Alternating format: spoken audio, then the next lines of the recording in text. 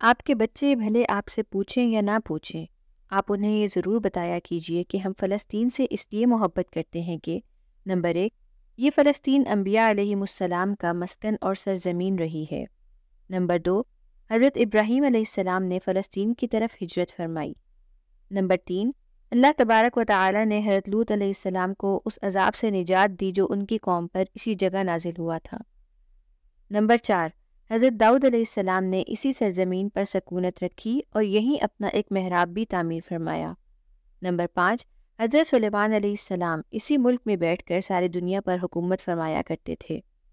Number 6، چیونٹی کا وہ مشہور قصہ جس میں ایک چیونٹی نے اپنی باقی ساتھیوں سے کہا تھا کہ اے چیونٹیوں اپنے بلوں میں گھس جاؤ، یہی اس ملک میں واقع اسقلان شہر کی ایک وادی میں پیش آیا تھا جس کا نام بعد میں وادی النمل یعنی چیونٹیوں کی وادی رکھ دیا گیا تھا۔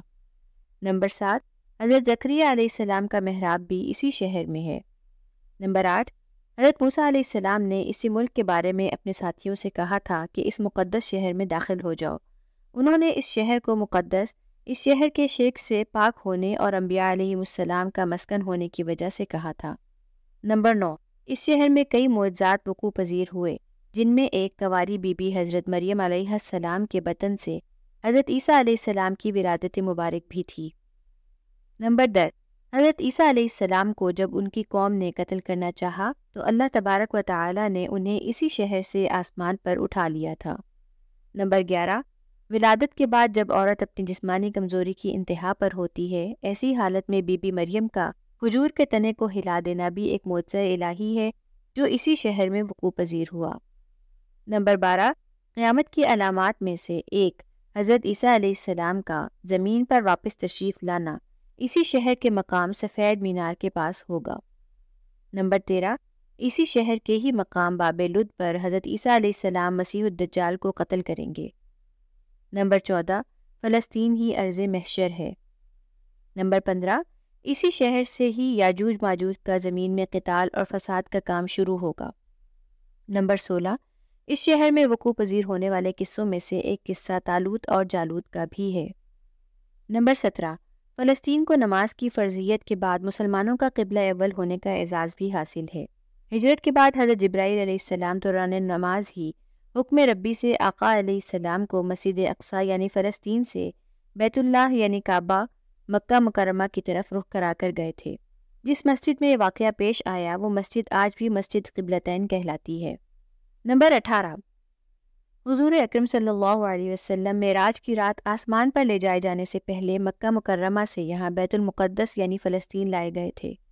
نمبر 19، سرکار دو عالم صلی اللہ علیہ وسلم کی اقتداء میں انبیاء علیہم السلام نے یہاں نماز ادا فرمائی، اس طرح فلسطین ایک بار پھر سارے انبیاء کا مسکن بن گیا۔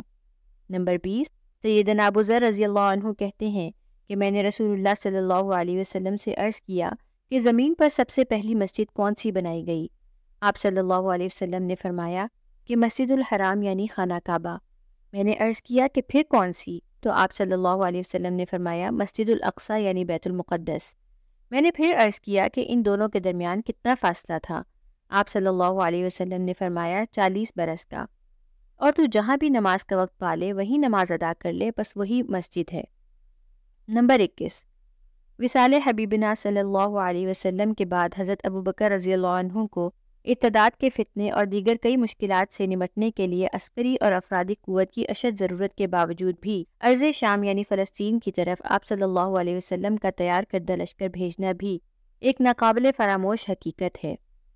نمبر 22، اسلام کے سنہری دور فاروقی میں دنیا بھر کی فتوحات کو چھوڑ کر محض فلسطین کی فتح کے لیے خود سیدنا عمر رضی اللہ عنہ کا چل کر جانا اور یہاں پر جا کر نماز ادا کرنا اس شہر کی عظمت کو اجاگر کرتا ہے۔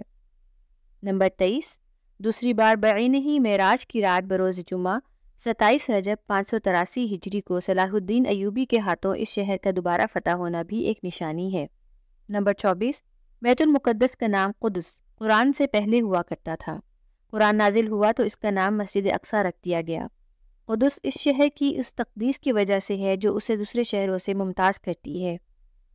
اس شہر کے حصول اور اسے رومیوں کے جبر و استبداد سے بچانے کے لیے 5000 سے زیادہ صحابہ کرام رضوان اللہ علیہم اجمعین نے جام شہادت نوش کیا اور شہادت کا یہ باب آج تک بند نہیں ہوا، سلسلہ ابھی تک چل رہا ہے۔ یہ شہر اسی طرح شہیدوں کا شہر ہے۔ نمبر 25، مسجد اقصیٰ اور بلاد شام کی اہمیت بالکل حرمین الشریفین جیسی ہی ہے۔ جب قرآن پاک کی آیت والتین والزیتون وطور سینین وہذا البلد الامین نازل ہوئی تو ابن عباس رضی اللہ عنہ کہتے ہیں کہ ہم نے بلاد شام کو التین یعنی انجیر سے، بلاد فلسطین کو الزیتون زیتون سے، اور الطور سینین کو مصر کے پہاڑ کوہ طور جس پر جا کر حضرت موسیٰ علیہ السلام اللہ پاک سے کلام کیا کرتے تھے سے استدلال کیا۔ نمبر 26، اور قرآن پاک کی یہ آیت مبارکہ وَلَقَدْ كَتَبْنَا فِي الزَّبُورِ مِن بَعْدِ الذِّكْرِ أَنَّ الْأَرْضَ يَرِثُهَا عِبَادِيَ الصَّالِحُونَ سے یہ استدلال لیا گیا کہ امت محمد صلی اللہ علیہ وسلم حقیقت میں اس مقدس سرزمین کی وارث ہے۔ نمبر 27، فلسطین کی عظمت کا اندازہ اس بات سے بھی لگایا جا سکتا ہے کہ یہاں پر پڑھے جانے والی ہر نماز کا اجر 500 گنا بڑھا کر دیا جاتا ہے۔ اے مالک کل کائنات، فلسطینی مسلمانوں کی مدد فرما، آمین۔